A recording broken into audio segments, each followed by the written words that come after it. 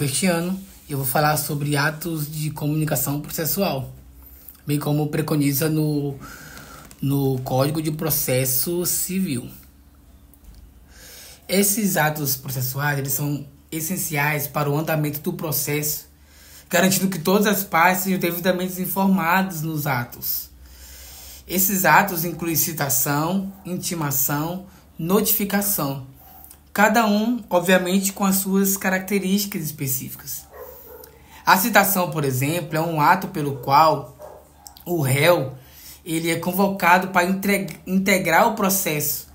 Ela é fundamental, pois marca o início do processo para o réu, garantindo que seu direito ao contraditório e ampla defesa seja exercido.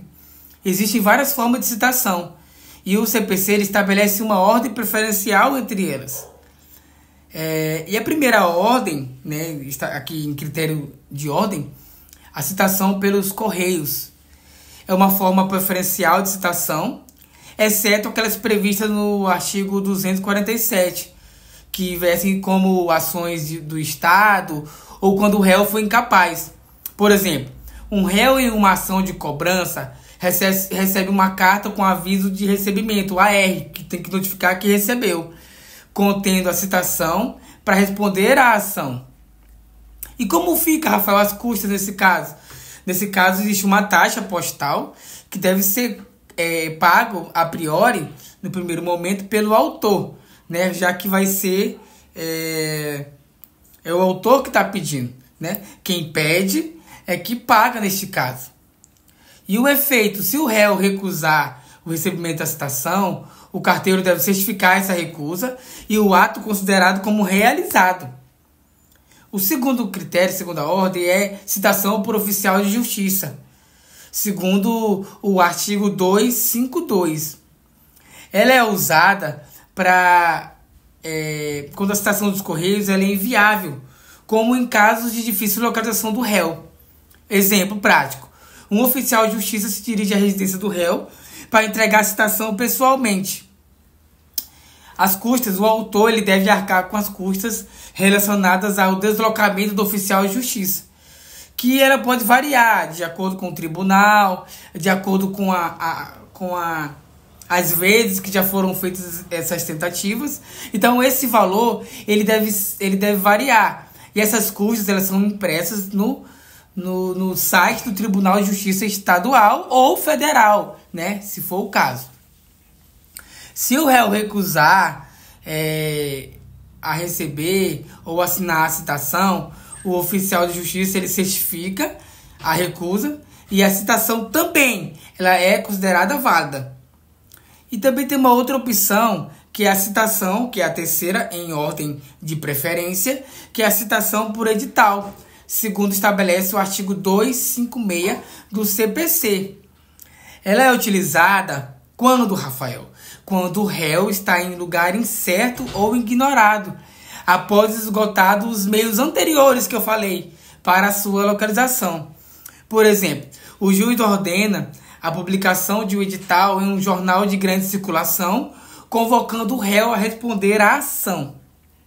Essas custas, existe, lógico, as custas que envolvem a publicação, ou no jornal, ou por meio de jornal eletrônico também. Nesse caso aqui, não se aplica a questão de uma penalidade da recusa, pois a citação é feita através de publicação pública. Então, obviamente, aqui já é tido como se o réu tivesse visto. É como se tivesse uma como que eu posso dizer? É como se já fosse declarado aceito por ele tacitamente. É desta forma. E a outra opção é citação por hora certa. Rafael, o que isso quer dizer? Tá, vamos lá. Citação por hora certa ocorre quando, após 3 tentativas, o réu se ocultar para não ser citado. O oficial de justiça marca dia e hora para retornar e fazer a citação. Por exemplo, o oficial de justiça chega lá e o réu está se escondendo para não ser citado. Ah, não, eu vou me esconder aqui porque eu não quero ser citado, então vou me esconder. Então, por 3 vezes isso acontecer, o oficial de justiça marca um dia e uma hora certa para retornar. E se por mais uma vez ele se esconder, é tida como a citação por hora certa. Porque ele está o quê? Se ocultando a fim de que não seja citado.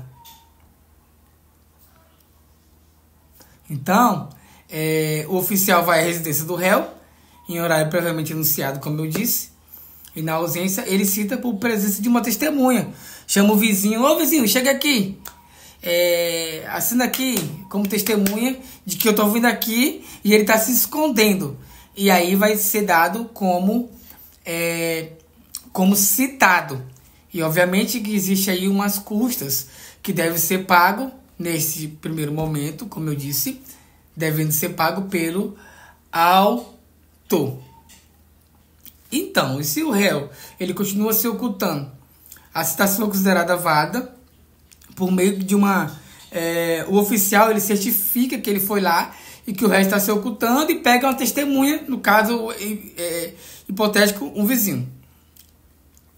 Estabelece que o processual é a competência do juiz. A intimação é o ato pelo qual se dá ciência a alguém dos atos e termos do processo. Pode ser feita às partes, ao advogado, às testemunhas, aos peritos, entre outras partes que pratiquem ou tomem conhecimento dos atos daquele processo, dos atos processuais. E quais são as formas de intimação? As formas de intimação pode ser via diário eletrônico da justiça, né? A forma mais comum de intimação dos atos é o advogado, feito pela publicação no Diário da Justiça, né? Que é publicado pelo TJ. Exemplo, um advogado é intimado da data de uma audiência ao verificar a publicação no Diário da Justiça. E a custas? Geralmente não há custas, porque já é o site ali do tribunal. E via correio, a intimação também pode ser via correios, usada quando a parte é intimada diretamente, sem advogado, né? Não tem ainda, não constituiu um advogado, melhor dizer. Uma testemunha recebe uma carta com aviso de recebimento, que, lembrando, é aquele aviso que a pessoa assina, né, ali por carteiro, que recebeu aquela carta, né, sendo intimado que ele deve comparecer ao processo na data especificada e em horário especificado. E envolve taxas postais, obviamente. E também temos a intimação por oficial de justiça, utilizado quando a intimação por outros meios ela foi inviável ou ineficaz. Por exemplo, o perito judicial é intimado pessoalmente pelo oficial de justiça a fim de entregar um laudo em uma determinada data. Obviamente que também pode incluir taxas, né, custas processuais para isso. Bom, se a parte for intimada, Rafael, e recusar de receber a intimação, o ato ainda é considerado válido, desde que o oficial de justiça ele certifique a recusa. Ou em caso de intimação postal, haja prova, né, da tentativa da entrega. A notificação, embora seja uma modalidade prevista de comunicação no CPC, como a citação e a intimação, é utilizada para dar ciência de determinados atos, documentos, geralmente procedimentos extrajudiciais ou situações em que a comunicação não se dá no contexto de um processo em curso. Por exemplo, de uma notificação extrajudicial. Um locador notifica extrajudicialmente o locatário que a rescisão de um contrato. As custas elas variam de acordo com a forma de citação, intimação, podendo incluir taxas postais, despesas com oficiais de justiça ou custo de publicação em editais. Por exemplo, a recusa do recebimento dessa citação ou intimação não invalida o ato, desde que o oficial de justiça ele certifique isso, ou ele prove que houve essa tentativa.